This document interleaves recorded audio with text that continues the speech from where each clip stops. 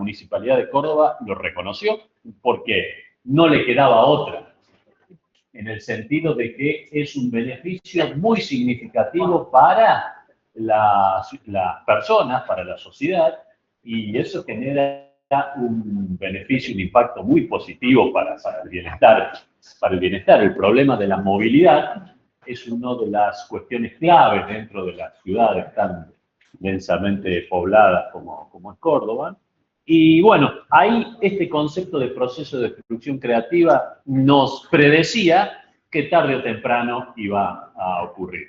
Como seguramente muchos de ustedes tendrán otros ejemplos de donde se aplica este proceso de destrucción creativa. No aplicarlo era retrasar parte del bienestar de la población. Bien, dicho esto, y obviamente si tienen algún otro ejemplo lo traen y vemos cómo aplica en ese caso, pero en casi todos aspectos de la vida, de la vida económica, ese proceso está presente. Bien, hoy lo que vamos a ver es la unidad número 3 de planes económicos. En esta unidad lo que discutimos son los grandes paradigmas, las grandes ideas que dominaron determinados periodos y esas ideas determinaban los lineamientos de un plan económico. ¿Qué es como hemos visto, un plan económico? Consiste en definir objetivos y seleccionar instrumentos para lograr esos objetivos. La consistencia de un plan económico la podemos interpretar como la utilización adecuada de los instrumentos para alcanzar los objetivos dadas las condiciones iniciales. Dadas las condiciones iniciales, que es el diagnóstico, se dice, bueno, estos son los objetivos y la consistencia de un plan económico es aplicar los instrumentos adecuados. Ya hemos visto, nos ayuda muchísimo para analizar esa consistencia de un plan económico, las ideas de Tinbergen y de Mandel. Si uno quiere estabilizar el nivel de precios y se utiliza parte de una alta inflación, diagnóstico, el objetivo es estabilizar los precios, si como instrumento se va a utilizar solamente el tipo de cambio, manteniendo déficit fiscal, expansión monetaria, claramente ahí vemos una inconsistencia en ese plan económico. Entonces, esto nos permite analizar y decir, bueno, este plan económico puede funcionar, no puede funcionar, puede generar un efecto positivo transitorio en el corto plazo, pero en el largo plazo es insostenible. Esa consistencia nos permite, ese análisis de consistencia implica esa lógica de análisis. Sin embargo, lo que vamos a analizar acá son esas grandes lineamientos, esas ideas que predominaron de determinadas épocas y que definieron un plan económico, es decir, qué objetivos se seleccionaban y qué instrumentos se elegían para alcanzar ese objetivo.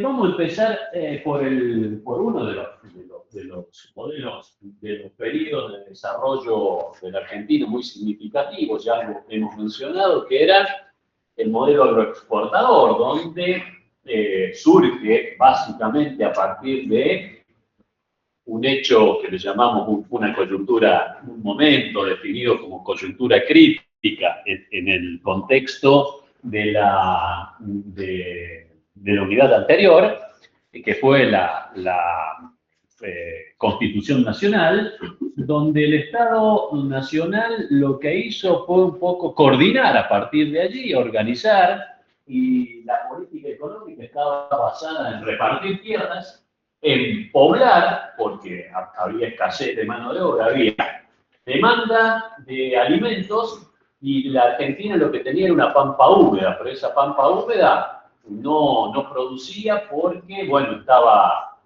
los pueblos originarios con los malones que destruían los intentos de producción, faltaba mano de obra, un insumo crítico, y los costos de transporte eran elevadísimos. En consecuencia, lo que hizo el gobierno nacional era administrar traer población, gobernar es poblar, esa vieja frase de la Argentina, de aquella época, y la inversión era inversión privada, y el Estado tuvo una muy escasa participación en el proceso productivo. No producía el Estado, lo que producían eran los privados, y la política económica estaba centrada en esta idea del libre comercio.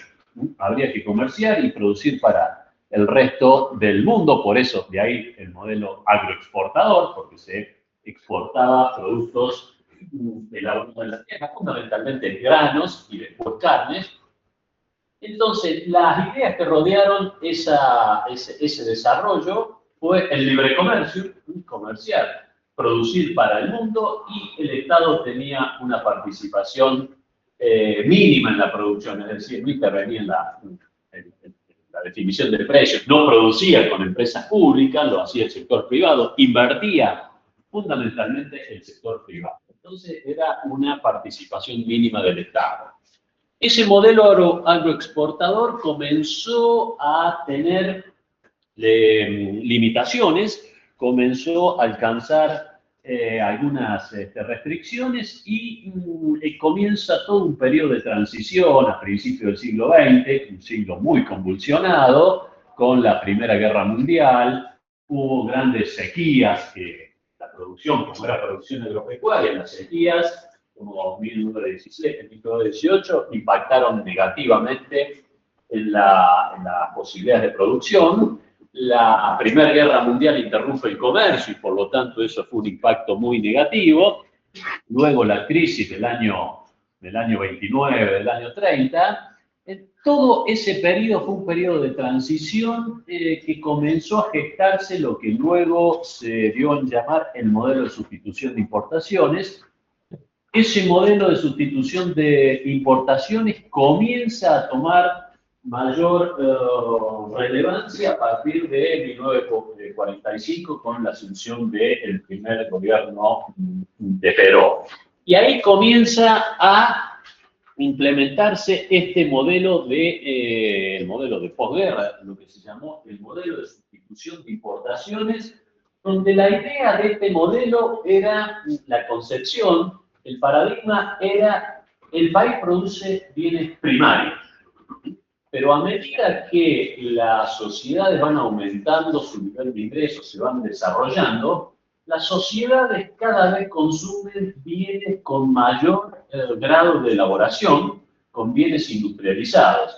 En consecuencia, como el sector agropecuario aumentaba fuertemente su productividad, la producción, pero la sociedad demandaba cada vez más bienes industrializados, entonces lo que iba a ocurrir, lo que visualizaban los analistas en ese momento, era el precio relativo de lo que producían los países que llamaban periféricos en relación a los países centros.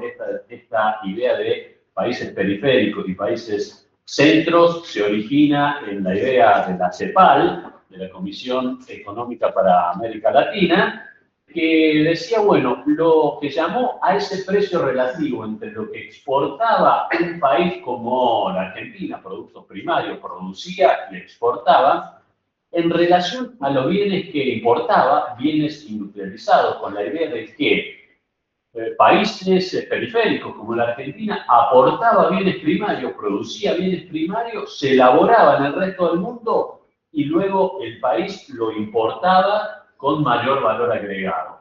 La idea es que esa relación de precios que exportaba el país sobre precios que importaba el país, que se llaman términos de intercambios externos, se iba a deteriorar. Y si un país pierde el precio relativo de lo que un país produce en relación al resto del mundo se retrasa, su capacidad de generar ingresos se ve afectada, se ve deteriorada. En consecuencia, el mecanismo allí fue diversificar la producción interna. y para diversificar la producción interna requería que el país se industrializara, requería que el país tomara la producción primaria y le agregara valor, lo industrializara, con esta idea de, en vez de producir y exportar bienes primarios, producir bienes primarios, pero agregarles valor con un proceso de industrialización. Y eso implicaba una diversificación de la producción, ya no solo producir bienes primarios. El inconveniente para lograr eso era que el sector privado por sí solo no generaba ese proceso de diversificación, de industrialización. Entonces, la idea, y ahí surge el concepto, es que el Estado era un pilar clave en ese proceso de industrialización. La industrialización como modelo de desarrollo. La injerencia del Estado en ese proceso de industrialización, que bueno, se llamó el modelo de sustitución el modelo de industrialización sustitutiva de importaciones, o conocido como el modelo de sustitución de importaciones, implicó un rol activo del Estado en la producción. Es decir, el Estado como productor comenzó a producir acero, energía y servicios, producía viviendas, producía bienes y servicios finales, es decir, el Estado como productor, las empresas públicas, se crearon muchísimas empresas públicas en ese periodo. El Estado como inversor, el Estado invirtiendo no solo en el sector productivo, sino también en infraestructura pública, escuelas, hoteles, ferrocarriles, y en el desarrollo tecnológico. Y ahí tuvo un rol fundamental la creación de estos institutos de desarrollo tecnológico, INTA y demás. Entonces, el Estado acá comenzó con esta idea de que como el sector privado no tenía incentivos a producir esa transformación productiva, era el Estado quien tenía un rol central. ¿Qué instrumentos utilizó el Estado para cambiar esa matriz productiva? Bueno, manipuló precios relativos. Esos precios relativos que es la señal que emiten los mercados, que es captada por los productores y por los consumidores también, pero es captada por los productores para asignar los recursos en una economía. El sistema de precios, el esquema de precios relativos, eso que vieron ustedes en micro, ¿qué es lo que vieron en microeconomía? No voy a decir que no lo vieron, porque sí. ¿Qué estudiaron en microeconomía?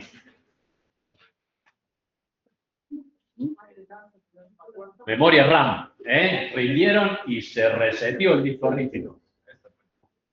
Vieron precios, mercados, oferta y demanda, el sistema productivo. ¿Eso qué es lo que uno ve en microeconomía? Dice, bueno, así se determinan los precios. Y esos precios son los que emiten señales que son receptadas por la sociedad, por el sistema productivo en particular, para asignar los recursos. Si el precio de algo aumenta, los inversores dicen, bueno, vamos a producir más de esto, es decir, se asignan recursos hacia la producción de ese bien. En consecuencia, el gobierno, y en una economía de mercado descentralizada, sin intervención, los mercados funcionan por sí solos y esas son sin intervención estatal y dan las señales correctas para asignar los recursos. Esa es lo que se estudia básicamente en microeconomía, y una economía bien organizada emite las señales correctas para que se asignen de manera óptima los recursos, así como un mercado competitivo. Decía, bueno, no hay otra alternativa mejor para asignar los recursos que esa precio de oferta y demanda.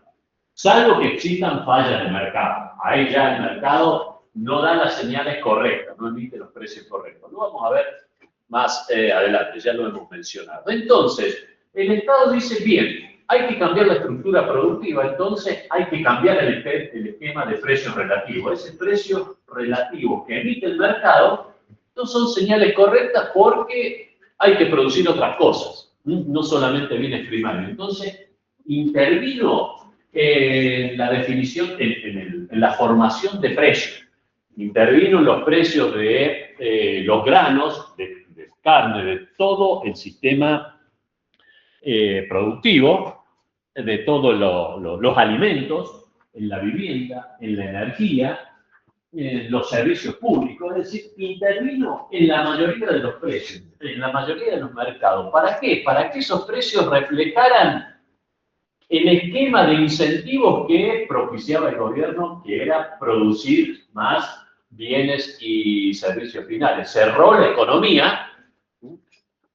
economía con protección arancelaria. Si cierra la economía, los precios internos aumentan, entonces la producción, sobre todo industrial, genera un incentivo a producir más, porque los bienes ya no tienen competidores externos, entonces los productores pueden aumentar el precio y eso genera un mayor nivel de producción. Vamos a esto, tocamos en varias, a este tema puntual, lo vamos a tomar en varias unidades adicionales.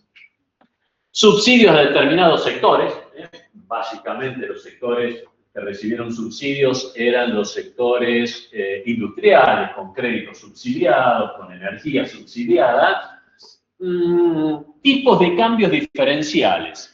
El tipo de cambio, ¿qué es lo que es el tipo de cambio? Es uno de los principales precios que tiene la economía y que une la economía local con el resto del mundo.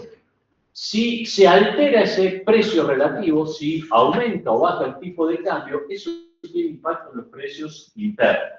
Entonces, ¿qué se hizo con esta idea de tipo de cambios diferenciales? Se intervino el mercado cambiario fijando precios bajos, un tipo de cambio bajo para las exportaciones, sobre todo agropecuarias.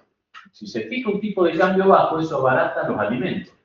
Si abarata los alimentos, era una forma, abarataba todo lo que es granos y carnes, componente fundamental de la canasta alimentaria. Eso lo que hizo fue abaratar la canasta alimentaria y aumentar indirectamente el salario real. Es decir, que con un salario menor, la canasta básica se mantenía, el poder de compra de los salarios, con alimentos más baratos, mejoraba. Y entonces el sector industrial podía pagar salarios menores y el salario no perdía poder de compra. Un tipo de cambio más alto para las importaciones, cosas que las importaciones se encarecieran. Y no obstante, también acá había todo un esquema de importación por parte del Estado de insumos básicos que utilizaba generando divisas a un tipo de cambio menor. Y eso es una intervención en uno de los precios fundamentales de la economía. Intervino en el mercado laboral, intervino en el sistema financiero, nacionalizó los depósitos y esa nacionalización de depósitos le permitió asignar el crédito para financiar actividades que consideraba estratégicas para este esquema de producción. ¿Qué es lo que ocurrió en ese esquema? Bueno, claramente cambió la matriz productiva. En Córdoba tenemos varios ejemplos cercanos, que toda la creación de la metalmecánica de Córdoba se generó básicamente a partir de este periodo, la IME y las industrias metalmecánicas de Córdoba, donde se generaron muchos productos muy conocidos en el sector industrial cordobés. Y eso generó un desarrollo industrial, efectivamente. Pero y obviamente cambiar ese esquema de precios fue beneficioso para el sector industrial urbano, que se generó una gran movilidad de personas, migración desde el sector rural al sector urbano, porque además el sector urbano tenía viviendas subsidiadas, servicios públicos subsidiados, servicios públicos en general subsidiados, y todo eso beneficiaba al sector urbano industrial. Y fue así que se generó las grandes conurbaciones, Córdoba, Rosario, Santa Fe y sobre todo el conurbano bonaerense, se desarrollaron y se concentraron a partir de este proceso, que luego se consolidó con los años. De hecho, Argentina es uno de los países que mayor concentración urbana tiene de Latinoamérica, inclusive mayor concentración urbana que México, que es Brasil, que tiene las grandes ciudades como DF y San Pablo. Sin embargo, la concentración urbana de Argentina es aún mayor. La relación entre población urbana y población rural es mucho más alta en Argentina. En gran parte tiene que ver con ese proceso. Pero lo que más nos interesa a nosotros es que esta idea de mayor intervención del Estado en la economía, en todos los aspectos de la economía, en la producción, en la asignación de recursos, en la asignación del crédito, ¿qué es lo que ocurrió? Bueno, las consecuencias, inicialmente, eso generó un impacto positivo en la producción industrial aumentó, vaya los incentivos que tenía, pero ¿qué es lo que ocurrió? Primero, los gobiernos, como gran parte de las decisiones, sobre todo de producción, estaban en manos ya no del mercado descentralizado, sino en manos de funcionarios, eso generó un ámbito muy propicio para prácticas poco transparentes. Los organismos del Estado fueron capturados por el sector productivo, porque imagínense ustedes un esquema de represión financiera, es decir, la nacionalización de depósitos hizo que los depósitos se asignaran en función de los intereses del gobierno y esa asignación del crédito, no por mercado, no es oferta y demanda de crédito, ahorro versus inversión, sino que los depositantes depositaban en el sistema financiero, eso se nacionalizaba y el gobierno asignaba el crédito a tasa subsidiada. Si alguien puede acceder al crédito a tasa subsidiada, ¿tomarían un préstamo o no? Siempre. Siempre que hay un préstamo a tasa subsidiada, el sistema lo va a tomar para algo que implica una tasa subsidiada. En general, una tasa de interés que estaba por debajo de la inflación. Entonces, había que tomar todo el crédito, ni siquiera para producir, ¿no? Uno cuando obtiene algo a tasa de interés real negativa, la producción compra bienes, los estoquea y al final vende esos bienes y obtiene una ganancia. ¿Y cuál es el valor agregado de producción de ese tema? Cero. El que tomó el crédito ganó, pero alguien perdió eso, porque no se agregó valor. En consecuencia, ahí aparece la restricción del crédito. Hay una larga fila para tomar esos préstamos a tasa subsidiada. Imagínense el funcionario que tenía la lapicera para firmar, decía, a vos te doy crédito y a vos no. Eso genera práctica poco propicia para la transparencia y la credibilidad de los gobiernos. Entonces, gobiernos capturados por intereses de todo tipo, bancos centrales financiando déficits fiscales, emisión monetaria, dijimos que la inflación, lo vamos a ver más en detalle, pero que la inflación nace a mitad del año de la década de 40, precisamente por ese proceso. El Banco Central comienza a ser dependiente del gobierno central y esa dependencia del Banco Central, del gobierno central, del gobierno nacional, era básicamente para financiar ese proceso de desequilibrio fiscal. Atrasos cambiarios, una clave central que siempre, un aspecto central que siempre estuvo presente en las grandes crisis macroeconómicas. Acá le vamos a dedicar varias unidades para entender eso que es central para nuestro país. Para otros países no tanto, pero para nuestro país la cuestión cambiaria, fundamentalmente el atraso cambiario, es central central en el sentido que estuvo presente en casi todas las grandes crisis macroeconómicas por las que ha atravesado el país. Y es un precio relevante de la economía. Falta de incentivos al ahorro, imagínense ahorrar con tasa de interés real negativa.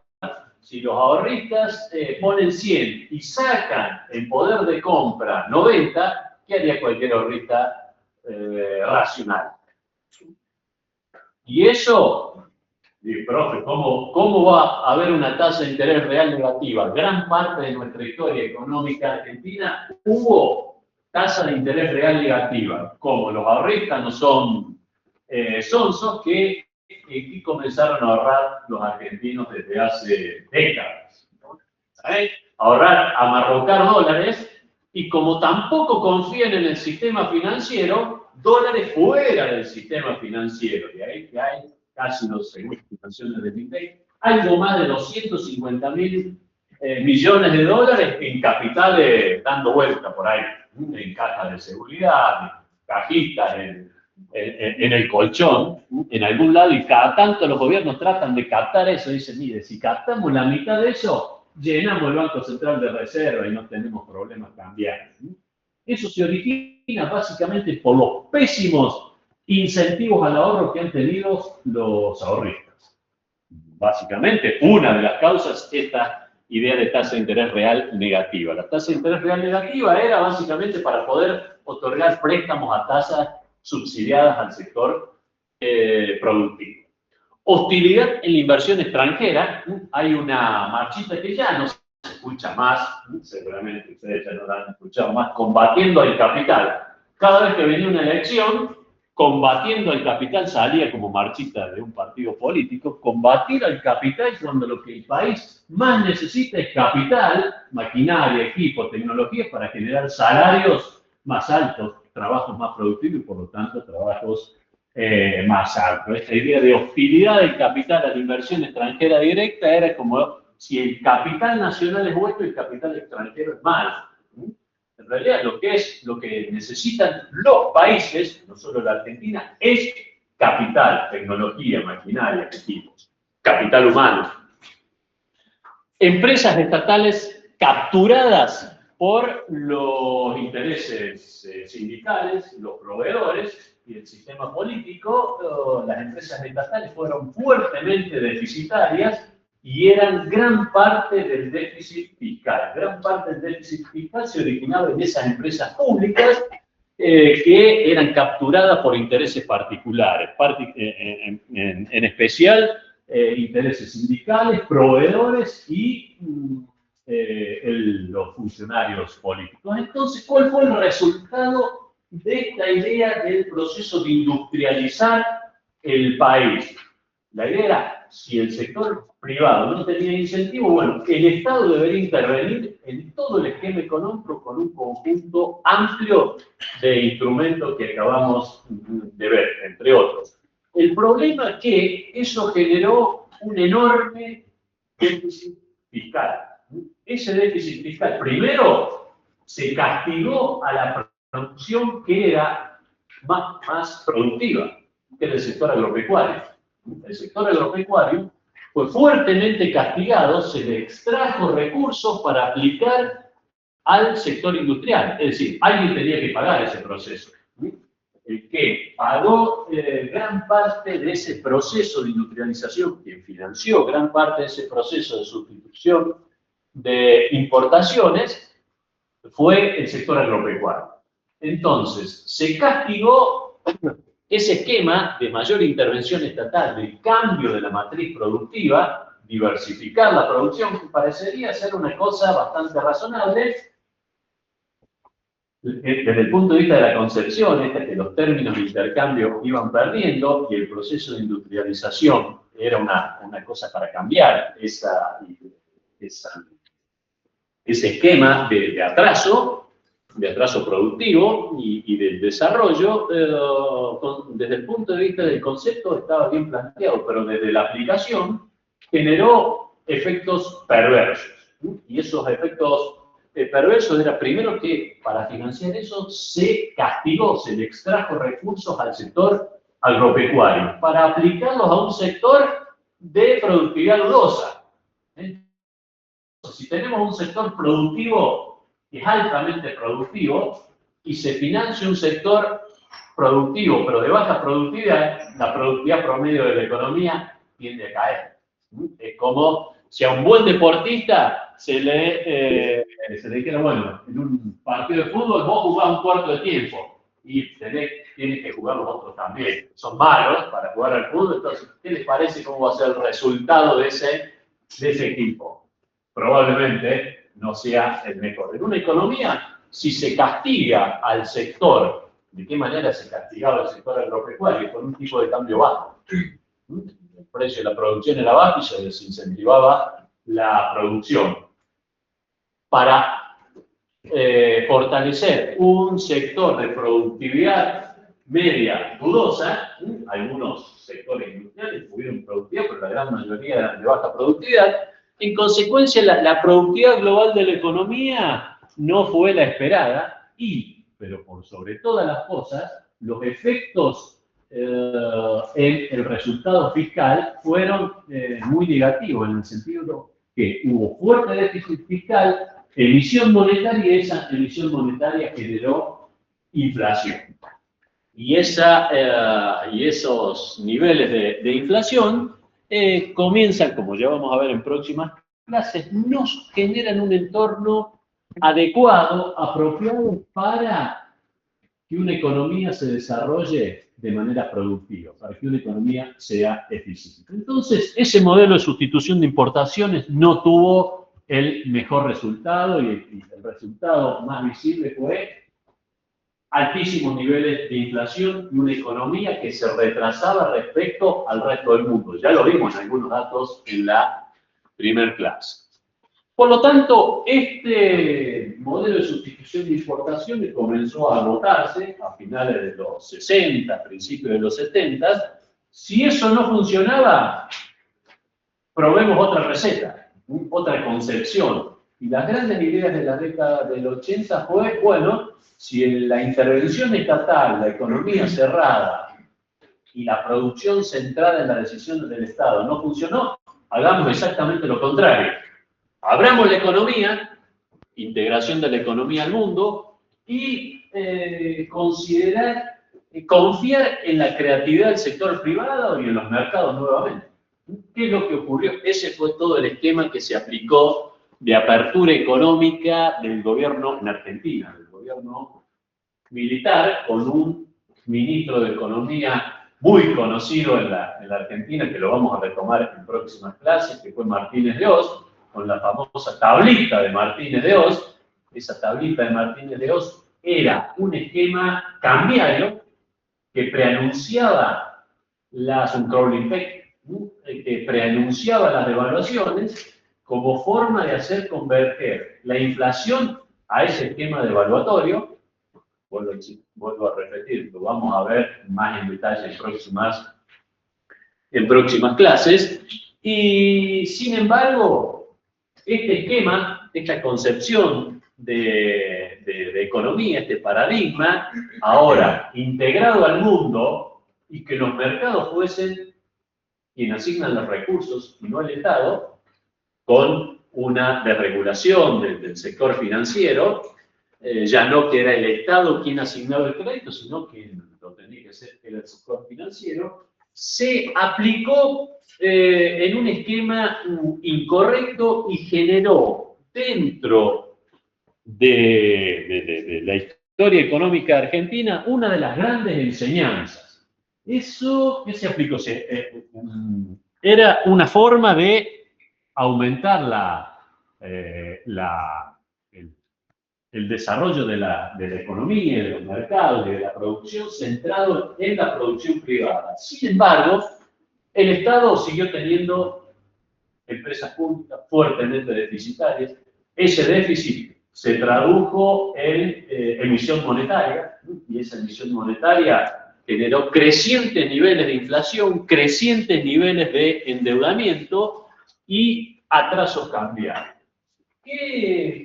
Ya acá comenzamos en esta idea de los atrasos cambiarios. Un atraso cambiario es un tipo de cambio bajo.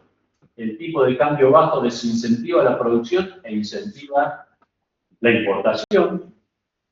En esa época, a los argentinos les salió la famosa frase "deme dos", porque los argentinos, el poder de compra de la moneda local era tan alta que iban los argentinos y compraban en el resto del mundo, algo similar como en los últimos tiempos pasaba en Chile, o me equivoco. No había tour de compra en algunos periodos, añitos atrás, a Chile. Che, ¿qué hiciste el fin de semana? Y me fui de compra a Chile. Cuando uno escucha eso como economista, dice, acá hay un problema. Siempre vemos el lado de los costos, los economistas. Acá hay un problema. ¿Cuál puede ser el problema? Es que nuestra moneda esté excesivamente sobrevaluada.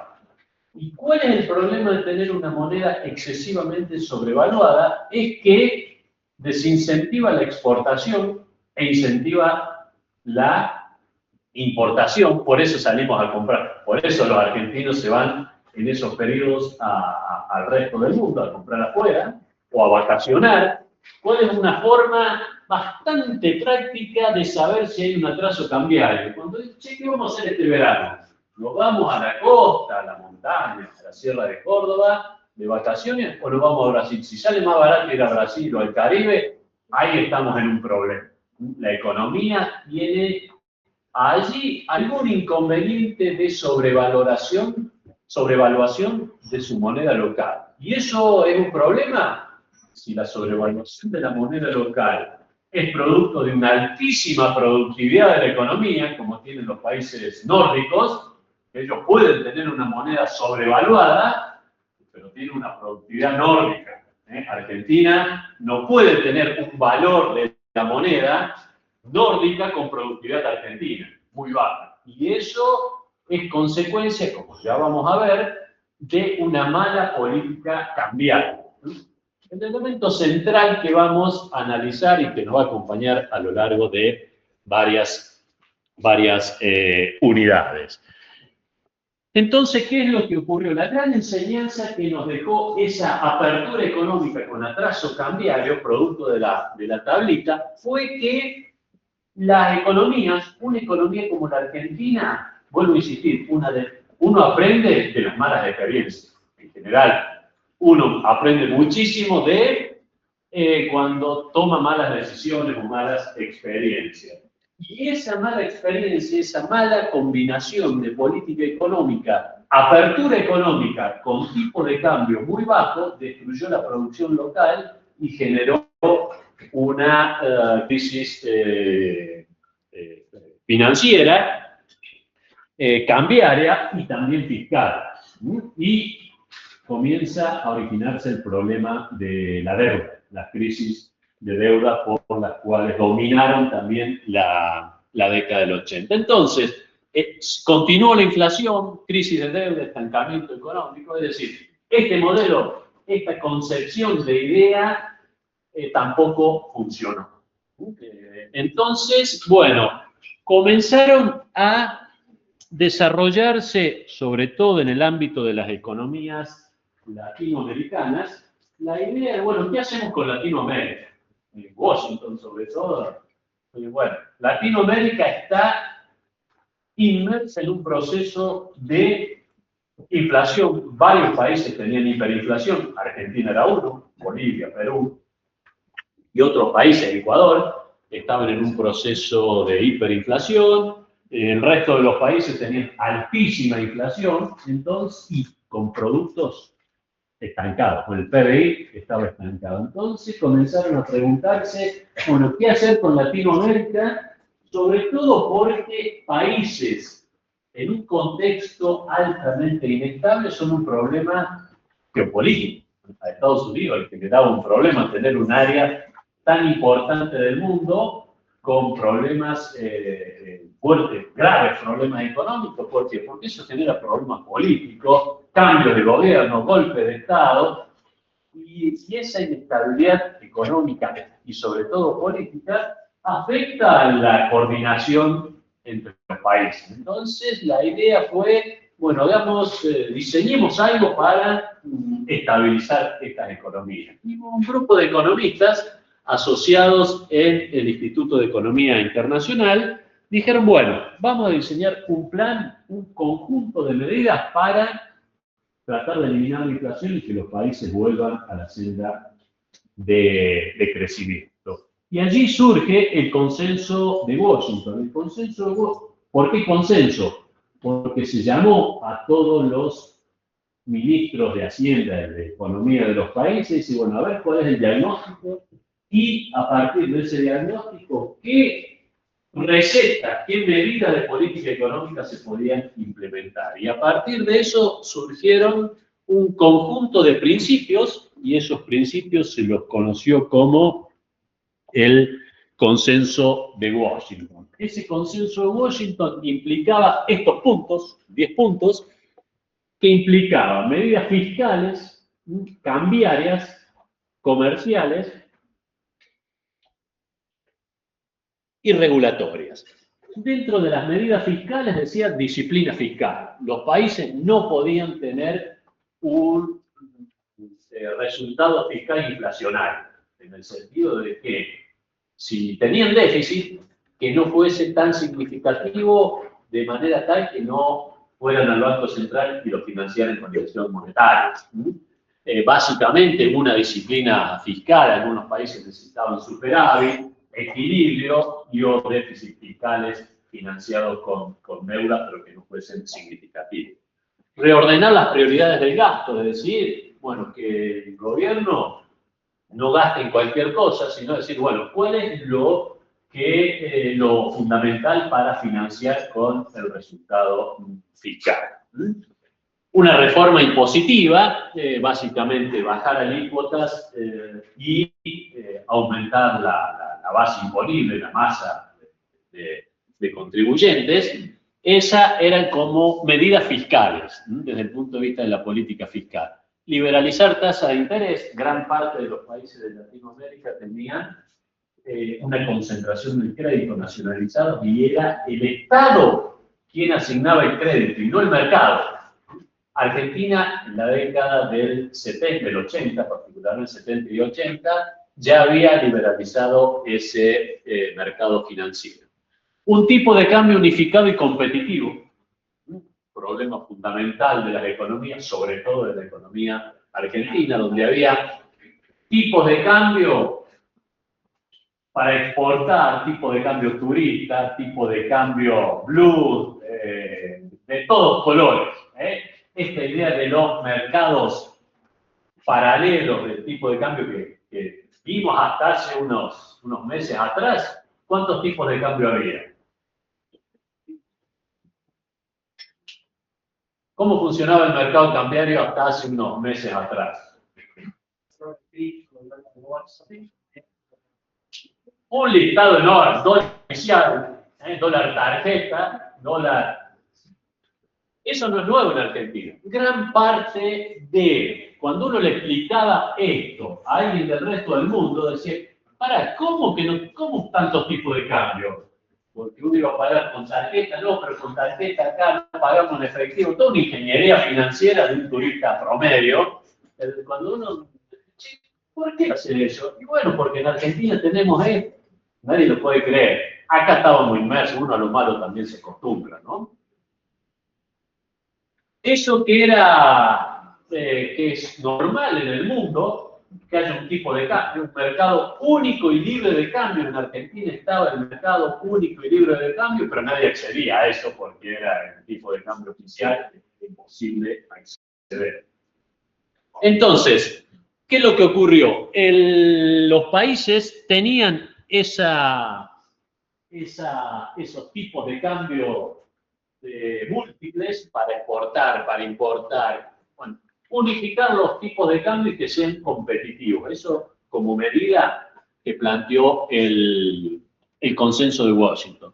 Liberalización comercial, las economías eran muy cerradas, protegían a sus sectores productivos, entonces vayan a abrir la economía con tasas arancelarias mucho más racionales, sin prohibición, eliminando cupos. Si había cupos, ya vamos a ver la importancia de los cupos en la política arancelaria, eliminar los cupos y transformarlos en aranceles, que es mucho más razonable, ya vamos a ver por qué. Liberalizar los flujos a la inversión extranjera directa, es decir, tratar a la inversión extranjera de manera idéntica a como se la trata en la inversión nacional, privatizar empresas públicas, desregular los distintos mercados, desregular los distintos mercados implica que el Estado saque toda los esquemas regulatorios, prohibiciones, para que los mercados funcionen de manera más competitiva, con más productores, que sea menos dificultoso ingresar a un mercado, menos trámites, menos costos, menos prohibiciones. Y garantizar los derechos de propiedad, fundamental en un sistema productivo donde requiere inversión. Este conjunto de ideas dominó la década del 90 en Latinoamérica y también en Argentina. Los planes económicos en Latinoamérica, después de pasar de un Estado todopoderoso en el modelo de sustitución de importaciones, a un mercado abierto pero con atraso cambiario y déficit fiscal y emisión monetaria que hizo colapsar la economía en la década del 80, ahora se pasó a los países latinoamericanos y también Argentina en un esquema basado en estos principios del llamado del consenso de Washington. ¿Cuáles fueron los resultados? Bueno, los países latinoamericanos eliminaron la inflación.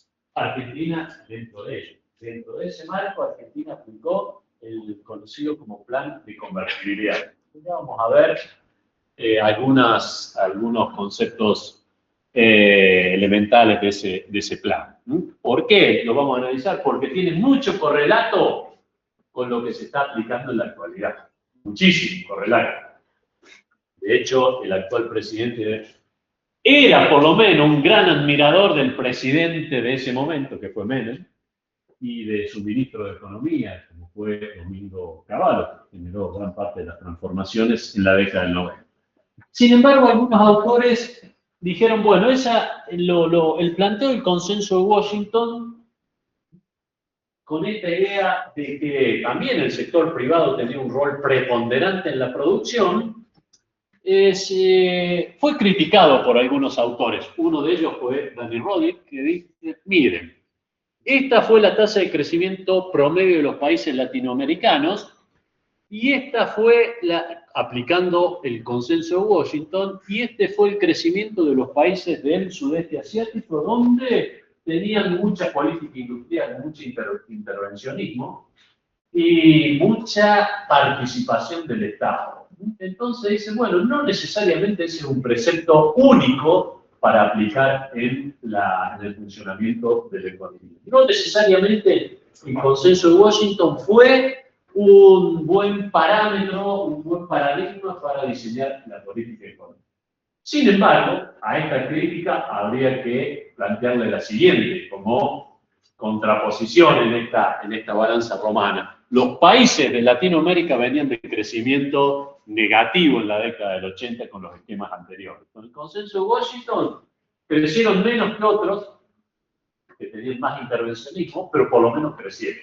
Y de hecho, en la década del 90 se erradicó la inflación de los países latinoamericanos. Prácticamente en la década del 90 los países convirtieron, los países latinoamericanos, a tasas de inflación compatibles con el resto del mundo. Y de hecho, gran parte de los países hoy, después de 30 o 40 años, siguen manteniendo tasas de inflación muy bajas. Perú, Chile, Brasil, salvo las excepciones. Y ahí caemos, como siempre, a la excepción a la regla, Argentina, que volvimos a las andadas a la salida de la convertibilidad. Cosa que vamos a analizar más en detalle.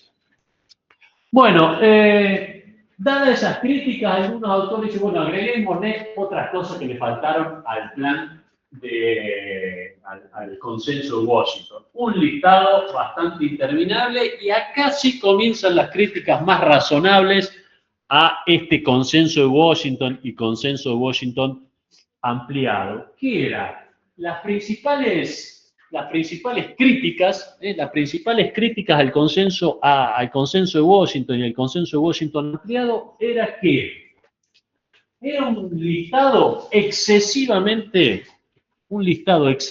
extensivo de políticas.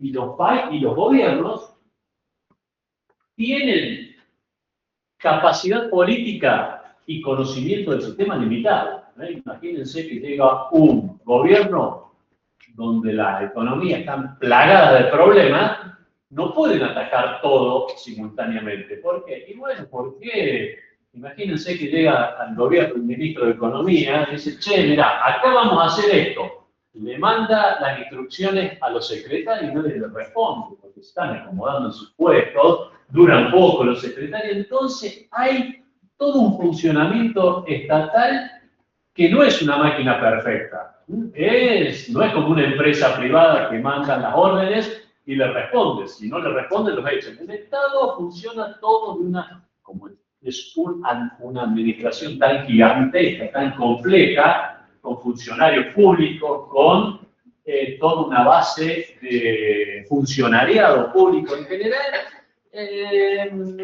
tienen limitaciones para aplicar políticas de manera efectiva, y también los gobiernos tienen capital político limitado. Pueden ganar la elección, pero el Congreso no necesariamente le va a votar las leyes. Es lo que estamos viendo ahora. Casi todas las leyes fueron rechazadas.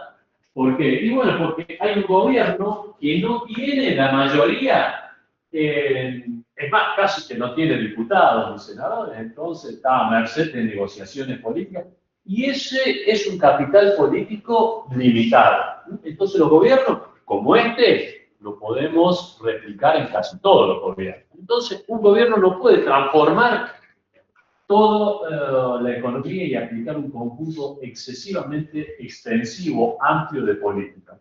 Tiene que concentrarse en cuestiones más puntuales.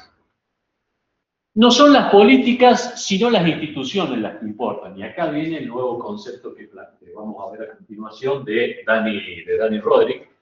Y las instituciones dependen, como vimos en la clase anterior, de cuestiones locales, cuestiones de cada país. Hay esquemas institucionales, costumbres, aplicaciones de leyes de instituciones que en algunos países funcionan y en otros no. En algunos países el sistema cooperativo funciona muy bien y en otros es un completo desastre. Hay costumbres de cumplimiento de normas que algunos países lo respetan y otros no lo respetan. En consecuencia, todo ese esquema institucional hay que tenerlo en cuenta al momento de diseñar un plan económico. Y, es decir, ¿qué es lo que está mostrando acá? Es que hay capital político limitado. Los gobiernos no pueden implementar un plan tan ambicioso, tan amplio de reformas, y cada país es particular. Entonces, y obviamente no queda otra, como vamos a ver a continuación, que los países tengan que experimentar. ¿Experimentar en qué sentido? Primero, los principios universales. Ya lo vimos.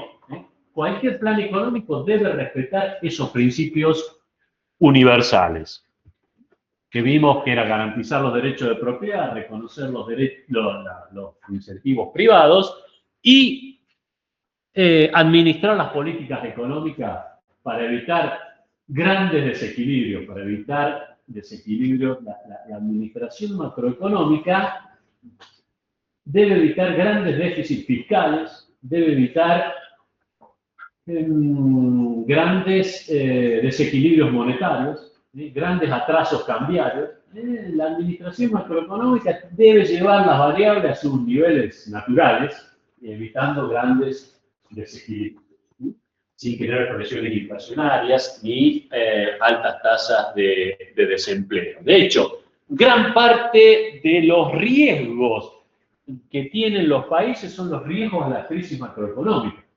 Hagamos un paréntesis a lo que está ocurriendo hoy. ¿Hay algún riesgo macroeconómico en Argentina que ustedes estén viendo, digamos, ¿invertirían en Argentina o no? Qué pregunta, ¿no? Invertir en Argentina es, ¿compran bonos del gobierno argentino? No rotundo, dijeron acá.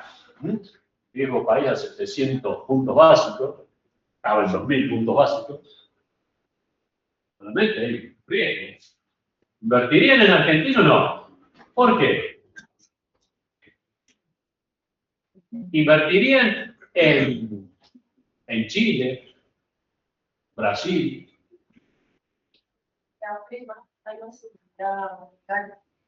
Hay más seguridad legal. Ok. O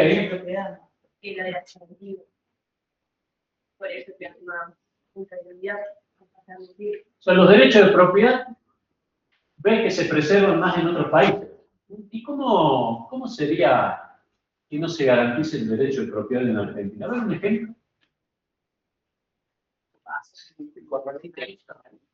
Claro, lo que pasó en el Corralito. ¿Qué dijo el Corralito? Bueno, había una ley, fíjense, en septiembre del 2001, el Congreso dijo una ley de intangibilidad de depósitos. Nadie podía tocar los depósitos, por ley. El tipo de cambio estaba fijado por ley de convertibilidad. ¿Qué ocurrió en diciembre, 31 de diciembre, cuando estaban todos ahí brindando? ¿Qué hizo el gobierno? Listo, el que tenía dólares no tenía más dólares, uno quería ir al banco a sacar, no estaban los dólares para sacar.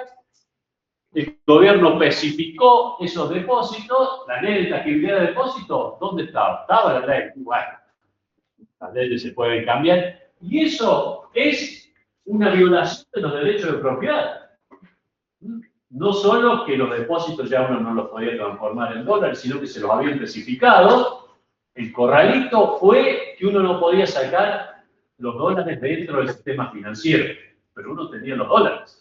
El corralón, que se llamó luego, era que le habían especificado los depósitos y esos depósitos uno los podía sacar, pero especificados. La idea era especificarlo 1 a 1. El tipo de cambio ahora era 4 a 1. No uno decía, uno iba a perder el 25% de lo que tenía depositado. Eso no es una violación de los derechos de propiedad.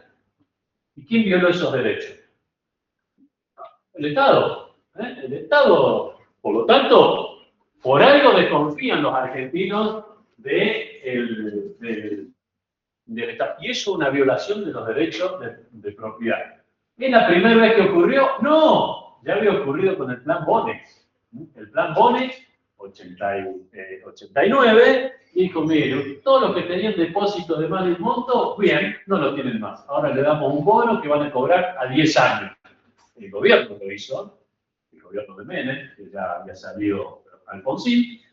Entonces, esa es otra violación de los derechos de propiedad. Y tenemos un larguísimo listado de violación de derechos de propiedad por parte del Estado. Entonces, lógico que desconfíen los argentinos, no solo los argentinos, y el mundo, respecto a los derechos de propiedad en Argentina. Tengamos en cuenta que la Corte Suprema avaló el corralito. Todo el sistema. Entonces, claramente, los argentinos tienen desconfianza porque saben que hubo sistemática violación de derechos de propiedad. En consecuencia, y esa violación de los derechos de propiedad surge en general por una mala administración macroeconómica, donde las políticas económicas mantienen al esquema económico afuera del equilibrio. Cuando una economía, ya vamos a tratar de entender cómo una economía permanece en desequilibrio fiscal, cambiario, monetario. Cuando una economía permanece por mucho tiempo en desequilibrio, es una situación para desconfiar, porque algún cambio va a ocurrir y ese cambio, esa corrección de esos desequilibrios, suele implicar grandes impactos fiscales y en muchos casos trae cambio en los derechos, afectación de los derechos de propiedad. Ejemplo, no te puedo pagar la deuda.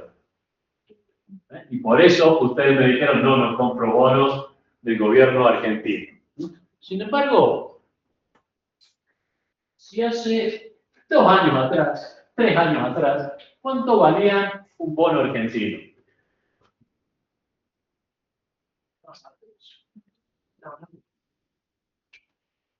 Un bono, una L30, el más conocido de los, o un GB30 o 35, ¿cuánto valía en el mercado? ¿A cuánto lo podían comprar? $20, ¿no? ¿Cuánto vale hoy?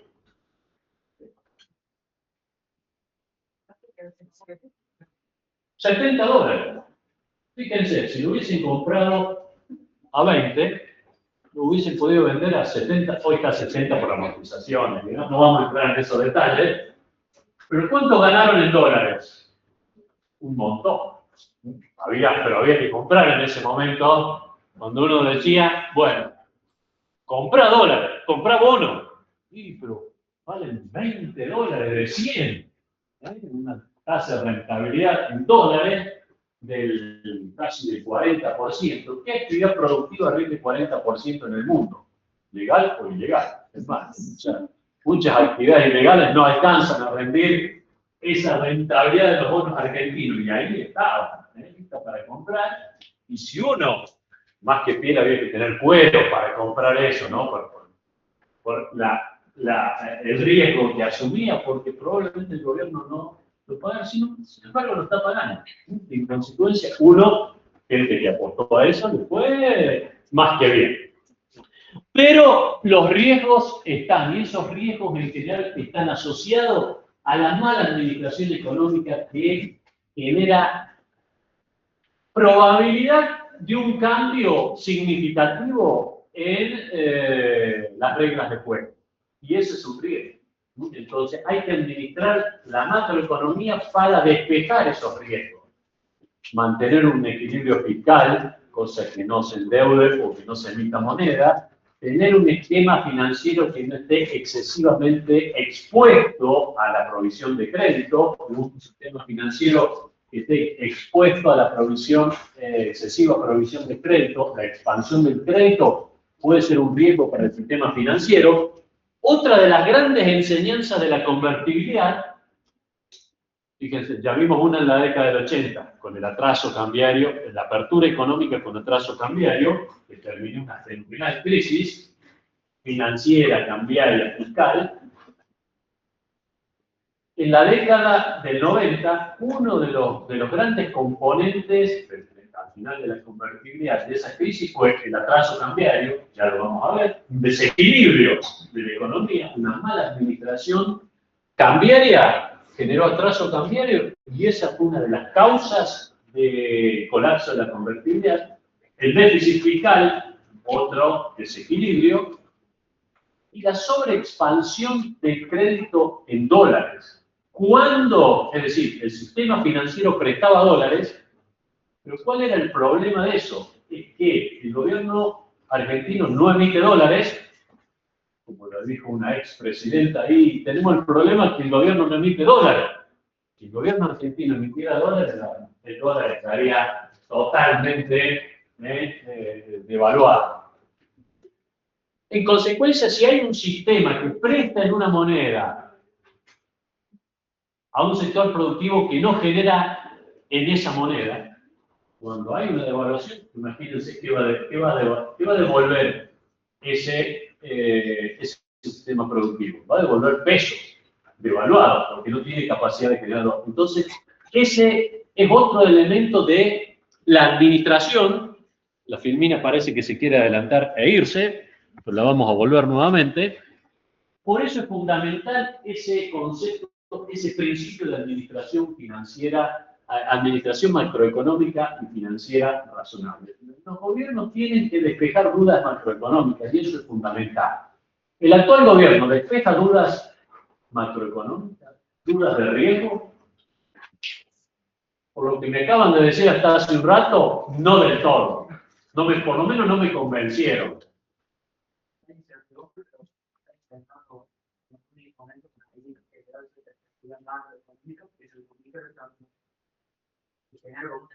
¿Qué sería? Vos decís, no genera confianza micro, ¿no? Algo así. ¿Qué sería una confianza micro? El día a día, su salario real, el precio, más de la inflación, que salen muy bajo porque es una cosa, que requiere de seguro, porque ahora en comida por eso es mejor calidad. Eso lo podemos interpretar desde el punto de vista analítico.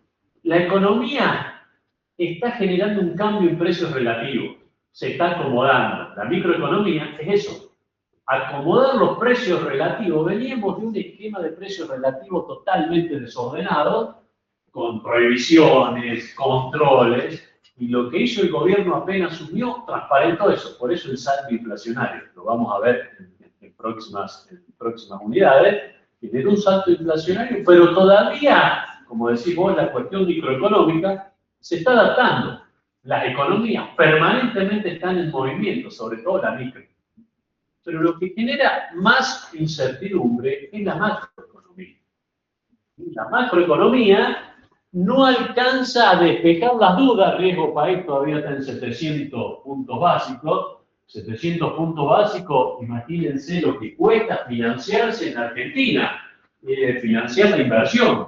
En consecuencia, un altísimo riesgo país. 700 puntos básicos es casi 3 veces lo que tiene Chile o lo que tiene Brasil. El costo, y ese riesgo país es costo de capital. El costo del capital, ustedes lo saben muy bien, la administración financiera, la evaluación del proyecto, implica que hay proyectos que a esa tasa de interés, a esa tasa de descuento, no son rentables. A una tasa, a un riesgo país de 200 o 250 puntos básicos, probablemente sea rentable. Entonces la inversión sigue siendo baja y todavía hay riesgos macroeconómicos que están fundamentalmente asociados a esta cuestión de la administración macroeconómica. Lo vamos a retomar y vamos a esta cuestión que va a ser, digamos, central entender para una economía como la Argentina, que va a ser gran parte de lo que vamos a discutir a lo largo de esta materia. Cualquier plan económico, cualquier enfoque que utiliza debe respetar estos principios económicos universales. Las economías tienen que tener una estrategia.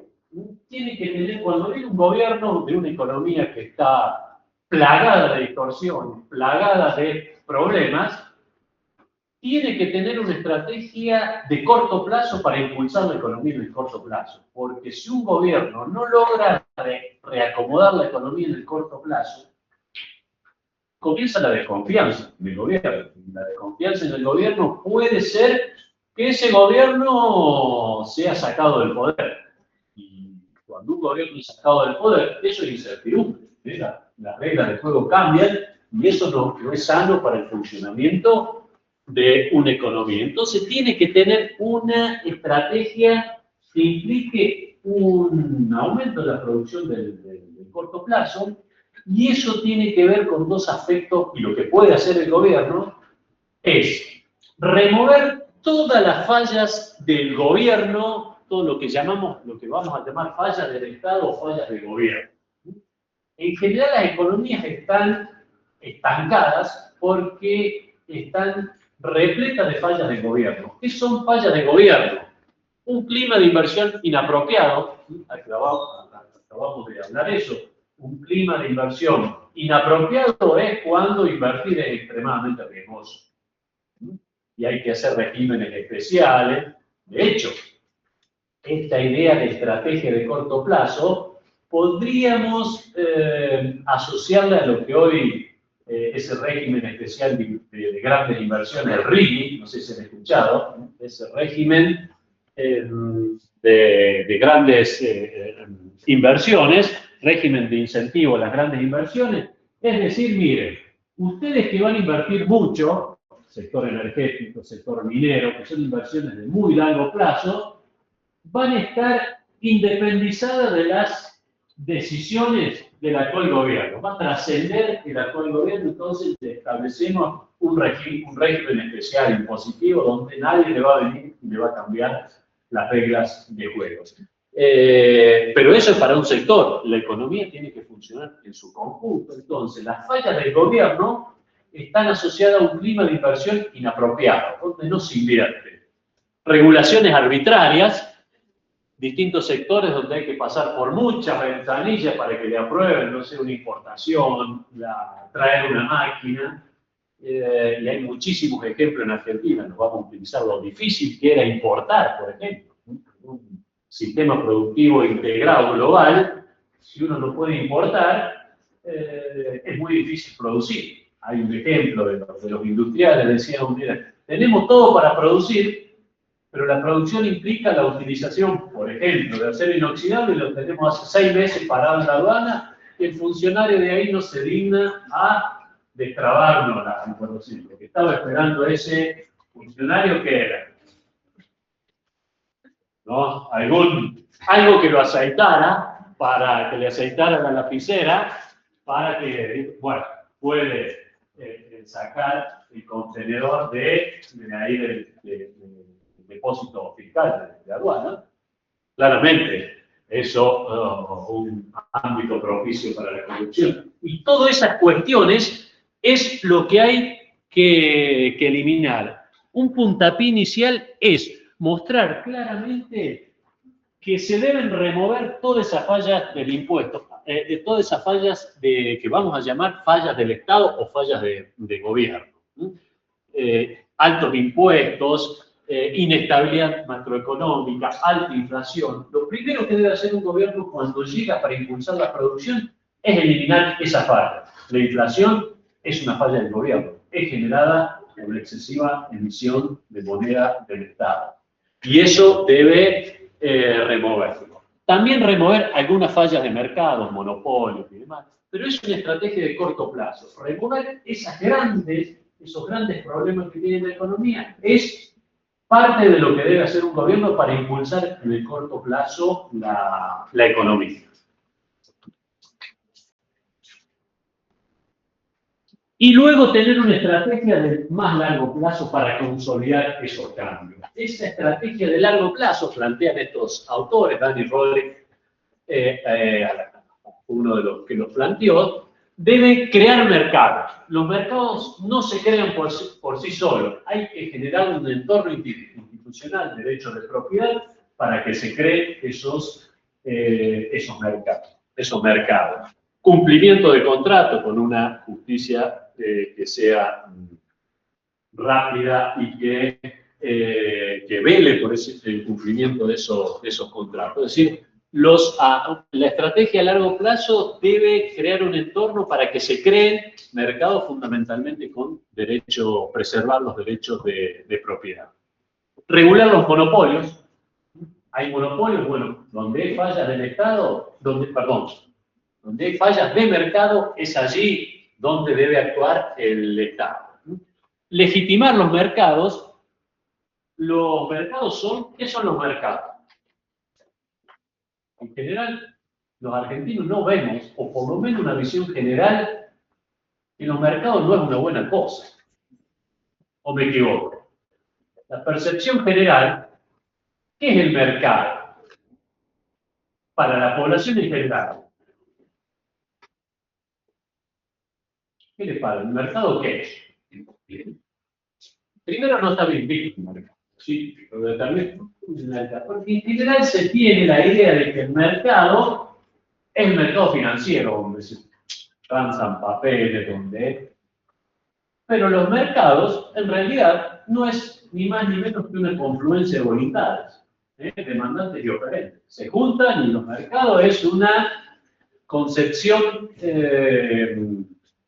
un concepto, un ámbito conceptual, pero los mercados funcionan en la práctica, hay alguien que quiere vender y otro que quiere comprar, confluyen voluntades. Los mercados no es más que eso, pero cuando la economía no funciona bien, dice el problema de los mercados. Entonces, eso justifica que vengan los gobiernos corruptos, los gobiernos que intentan imponer un esquema extractivo e intervienen en esos mercados. Pero cuando los gobiernos intervienen en esos mercados, se afecta negativamente el funcionamiento de la economía. Y para que los mercados puedan funcionar, se liberalicen y generen esas fuerzas para enviar señales correctas para la producción, para la sociedad, debe legitimarse. Debe tener una asistencia social, debe contener los conflictos. Por ejemplo, los piquetes eran parte de un conflicto que afectaba el funcionamiento de los mercados. Si no, pregúntenle a los comerciantes que tenían toda la semana los piquetes enfrente. Eso los afectaba notoriamente. Participación ciudadana y estabilizar los mercados nuevamente con una adecuada gestión monetaria, fiscal y cambiaria. Entonces, una estrategia, los gobiernos tienen que tener una estrategia de corto plazo, eliminando sobre todo las principales distorsiones que tiene la economía, las principales fallas que son asociadas a fallas del Estado, a fallas del gobierno, para impulsar transitoriamente la economía.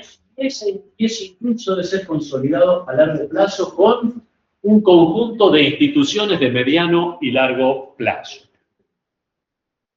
¿Podemos decir que para esas dos fallas es para hacer crear inversión local? Para inversión, independientemente de dónde venga. Acá su compañera dice que ese esquema, digamos, de eliminar fallas, sobre todo fallas de gobierno, los grandes problemas de la economía, las grandes trabas a la iniciativa privada, es impuesta en general por las fallas de gobierno o fallas del Estado. El gobierno tiene que remover esas fallas, eliminar la inflación, eliminar las grandes incertidumbres económicas, eliminar los impuestos excesivos, distorsivos, para impulsar la producción. Eso en el corto plazo, y lo pueden hacer con relativa rapidez para impulsar la inversión en general, no solo la inversión local, la inversión venga de donde venga, pues los países cuando están estancados es fundamentalmente por falta de inversión. Hay falta de inversión, no es porque no haya oportunidades de inversión, es porque hay excesivas regulaciones, excesivos costos, excesivos riesgos para invertir. Vaca Muerta está hace años allí, sin embargo, no se desarrolló porque los inversores tenían enormes riesgos que le cambiaran las reglas del juego. Uno de esos riesgos, ¿cuál era? De hecho, que se aplicó, por eso, lo primero que se eliminó para impulsar el desarrollo de ese recurso energético que estaba ahí hace bastante tiempo, ¿cuál fue? Muy simple. Que era una falla del gobierno. Estaba Vaca Muerta, teníamos el recurso allí, los inversores listos para producir con los dribles ahí para perforar la piedra y exprimir la piedra, fíjense. ¿Por qué no? Porque el gobierno había fijado el precio del petróleo por debajo del precio internacional del petróleo, lo que se dio en conocer como el barril criollo. ¿Qué era el barril criollo? Bueno, el barril criollo dice, bueno, lo vamos a fijar en $45 al precio del petróleo, en el mundo estaba en 70, 80, 90 dólares. Entonces los inversores decían, yo voy a perforar con costos comparables a Permian. Permian es un área de shale hoy en Estados Unidos, comparable a Vaca Muerta. Los costos son iguales, pero ellos ya reciben 70, 80, 90, 100 dólares y yo acá recibo 45 por cada barril de petróleo producido. Entonces no produjo. Y ahí estaba Vaca Muerta, que algo así. Entonces, lo primero que se hizo, fíjense, ¿cuál es la falla ahí? Es una falla del Estado, no del mercado. Una falla del Estado que fijaba un precio por debajo del break-even, de lo mínimo que requería una empresa para producir. Entonces, lo que se hizo fue, eliminamos el barril criollo. ¿Y cuál era la idea del barril criollo? Fíjense todas las aristas que tiene. Hacía que el precio de los combustibles internos era mucho más bajo. Y todos cargamos combustible a precios muy bajo. De hecho, los chilenos, los paraguayos, los brasileños, los uruguayos venían a cargar combustible ahí a la frontera, porque el precio del combustible era muy bajo, originado en ese barril criollo. Pero ese barril criollo hacía que no se invirtiera en desarrollo productivo y en producción de energía, de petróleo y también de gas, pero fundamentalmente de petróleo. Entonces el país tenía que importar gran parte de la energía. Fíjense que eliminando una sola falla se impulsa la producción. Y eso es muy fácil de hacerlo. De hecho, se hizo y la producción comenzó a batir récords mes tras mes. De hecho, lo sigue haciendo. Entonces, fíjense cómo una falla del Estado se puede remover. Esa falla del Estado, volviendo a la clase anterior, el Estado no sabía que eso era una falla del Estado. Sí, lo tenía clarísimo. Pero bueno, era parte de esta idea de abaratar la energía para todos y todas a precio barato. La oposición ahora justamente usa ese argumento que el gobierno actual prefiere beneficiar a las personas de afuera y perjudicar a los que compran el combustible. Lo usan como un argumento para decir que está haciendo un escenario madre que salió mal. Es cuestionable. Claro. Lo que sí es que la producción de energía, que es lo que necesita el país, para dejar de importar, tengan en cuenta que en el 2022 esta idea de eliminar el barril criollo ya no arranca con el actual gobierno, arranca desde antes, porque se dieron cuenta de que esto no funcionaba de esta manera. La idea es que el país tiene que aumentar la producción, tiene que extraer la riqueza invirtiendo, y eso se requiere inversión. Cada pozo de ese de shale gas cuesta entre 6 y 8 millones de dólares, y hay que recuperarlo. A un precio del petróleo no se recuperaba, al precio internacional sí se recupera. Entonces, esta idea de que las empresas venían y se llevan la riqueza, hay que tomarlo con cuidado. Primero, el que mayor producción tiene, gran parte de la producción de petróleo ahí en Vaca Muerta la tienen YPF, Pluspetrol, Vista, entre otras empresas, todas empresas nacionales. Por lo tanto, esta también participan Exxon y muchas empresas internacionales, pero gran parte de las empresas que son propietarias de las áreas de producción son empresas nacionales. Y son las que exportan. Gran parte de una de las mayores exportadoras es YPF. Entonces, lo que necesitaba el país era aumentar la producción.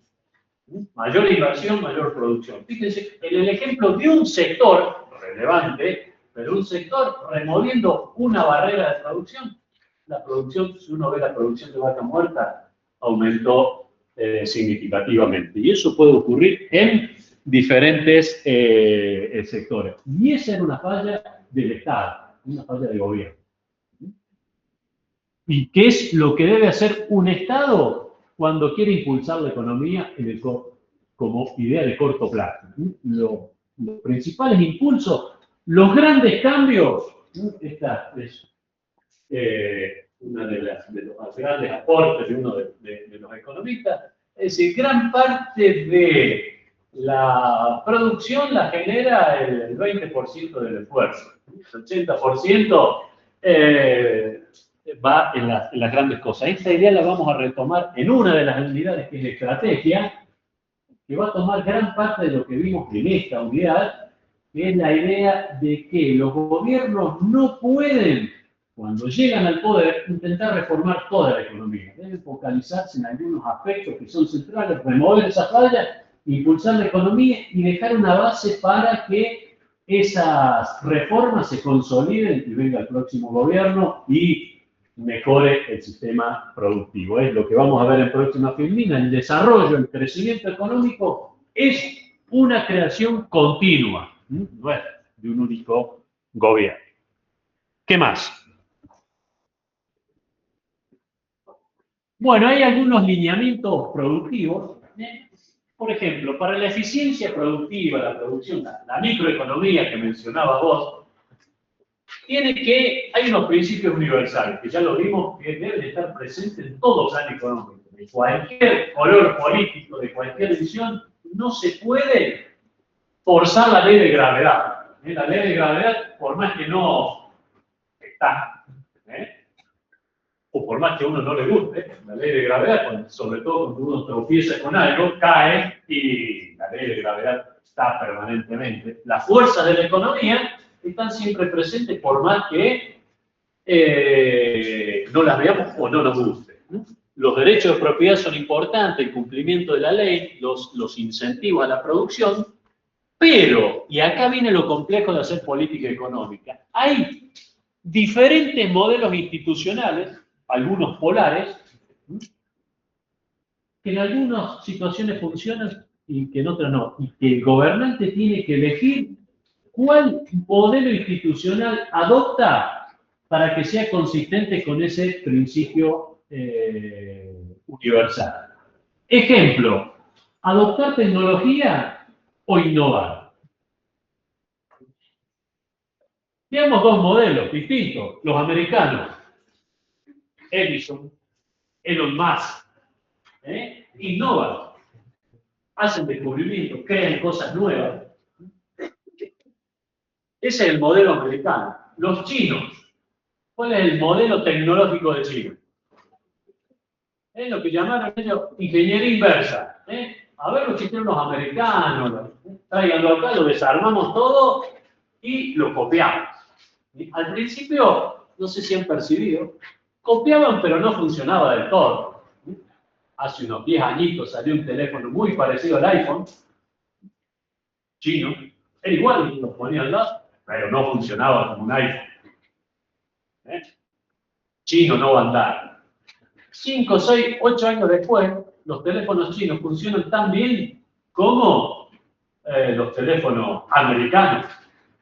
Y ahí tenemos Xiaomi, tenemos otros teléfonos, no le vamos a hacer por Huawei, funcionan y funcionan muy bien. Es decir, copiaron con esta idea de ingeniería inversa, no innovar, copiemos, y mejoramos eso. Los autos chinos hace 10 años eran angostitos así, parecían autos de pasillo, ¿no?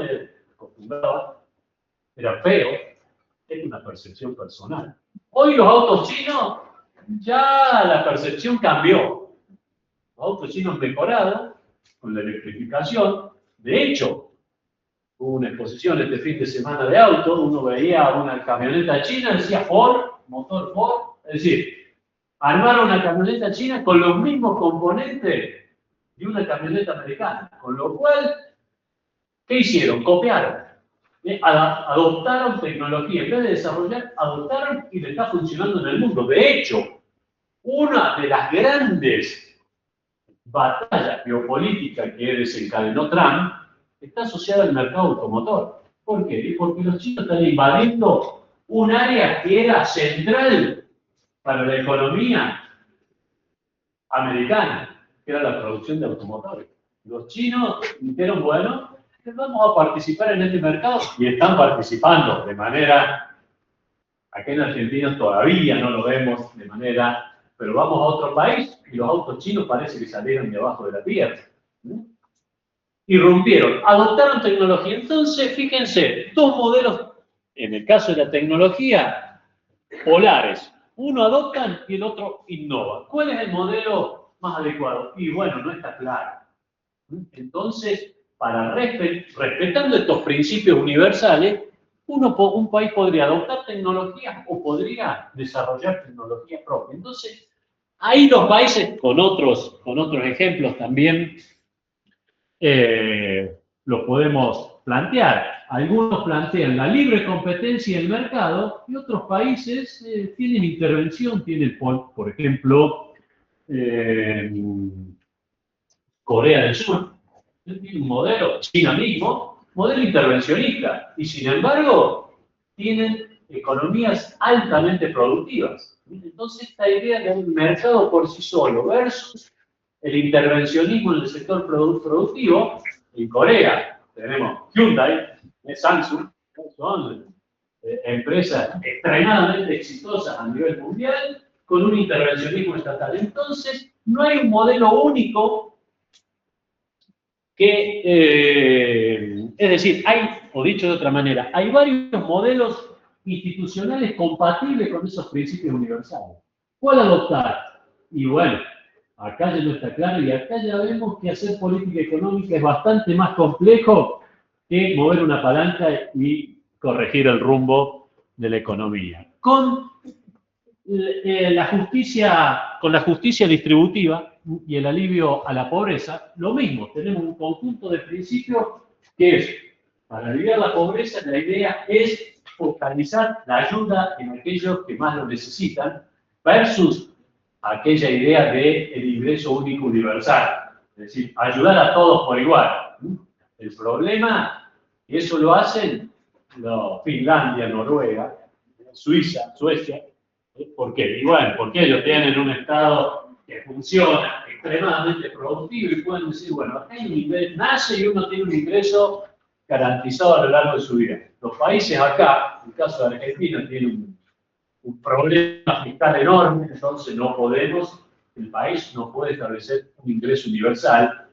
Dentro de esa discusión de ingreso universal o focalizado está el esquema de jubilación. Jubilarse sin aporte es un mecanismo de ingreso, de universalizar la ayuda, y eso genera un enorme problema fiscal. Entonces, fíjense, principios distributivos, un sistema previsional público o privado, no está claro. No está claro si el mejor es un sistema público o un sistema privado. Entonces, hay países que han adoptado un sistema público y funciona, con limitaciones, pero funciona. Hay otros que han adoptado un sistema previsional privado, con limitaciones y funciona. Entonces, no hay un modelo único, un modelo institucional único que permita cumplir estos principios universales. Y por último, la estabilidad macroeconómica, políticas macroeconómicas sanas, fiscales, cambiarias, financieras. ¿Qué régimen cambiario es el más adecuado? No hay una receta única. De hecho, Argentina ha sido, como lo vamos a ver en próximas unidades, uno de los países que ha sido un laboratorio de políticas cambiarias, con un resultado único de todas de ese laboratorio. Ninguna funcionó, todas terminaron en colapso cambiario. Entonces no hay un modelo único que diga esto funciona, tipo sello. Esto funciona, paso que funciona. Desde el punto de vista del diseño de la política económica no está claro. La magnitud del sector público, un sector público grande o un sector público pequeño. Hay una discusión. También hay países que tienen alta participación del Estado en la economía y funcionan bien. Otros países tienen, como la Argentina, alta participación en la economía y funcionan mal. Cuando tuvo baja participación del Estado también funcionó mal. ¿Por qué? Porque colapsó la convertibilidad. Fue un ejemplo. Entonces, ¿cuál es este esquema institucional y qué nos dice la evidencia empírica, la experiencia? A ver, ¿qué han hecho los países? Bueno, pasar de un esquema de estancamiento a un esquema de crecimiento, primero que no hay una única receta. Los países deben experimentar.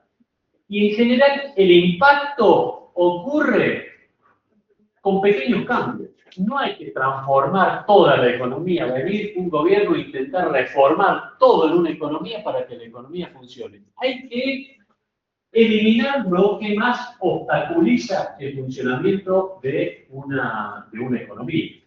Porque si uno intenta reformar todo, probablemente no lo haga. Es como si uno viniera a la facultad y voy a probar 10 materias por semestre. ¿Qué les parece que va a ocurrir en ese semestre? Va a terminar rápido la materia en teoría, pero probablemente no apruebe no solo ninguna de las materias porque se le amontonan los parciales y demás. ¿Se puede hacer en teoría? Probablemente sí. En la práctica, ahí lo vamos a discutir. Cada uno va a experimentar si le funciona o no. Entonces, para un país le pasa lo mismo. Viene un gobierno y dice, acá hay que hacer un país nuevo. Ojo con eso, porque el capital político que tienen los gobiernos es muy limitado. Entonces, lo único que puede hacer un gobierno, lo mejor que puede hacer las reformas que más impacto van a tener en la producción.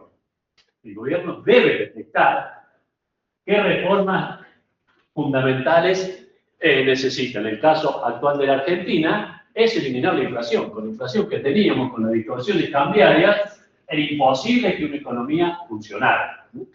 Y de hecho el gobierno lo está haciendo. Tener elementos ortodoxos e innovaciones institucionales. Por ejemplo, el actual gobierno es muy ortodoxo desde el punto de vista del funcionamiento de la economía, sin embargo aceptó el RIGI. Y el RIGI es un régimen especial. Aceptó mantener las empresas públicas. ¿Qué privatizó? Casi nada.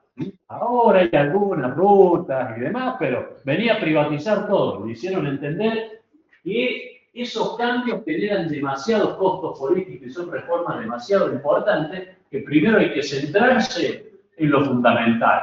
Y eso es lo que funciona, dado el capital político. Y otro elemento que también es muy importante, lo que funciona para un país no necesariamente funciona en otro. La metodología de estudio de un compañero de ustedes no necesariamente funciona si ustedes aplican la misma. Che, apenas pruebo todas las materias sin estudiar mucho. Voy a aplicar la misma técnica. Cada uno es diferente. En los países pasa lo mismo. Lo que se aplica en un país no necesariamente va a funcionar de manera tipo sello. A ver, venga usted, aplique esta política y pase el que sigue, aplique la misma. Que era el consenso de Washington, la principal crítica al consenso de Washington, esa era que la recomendación era igual para todos los países. Y eso no necesariamente funciona. Por lo tanto, replicar lo que ocurre en otro país no necesariamente es la mejor política.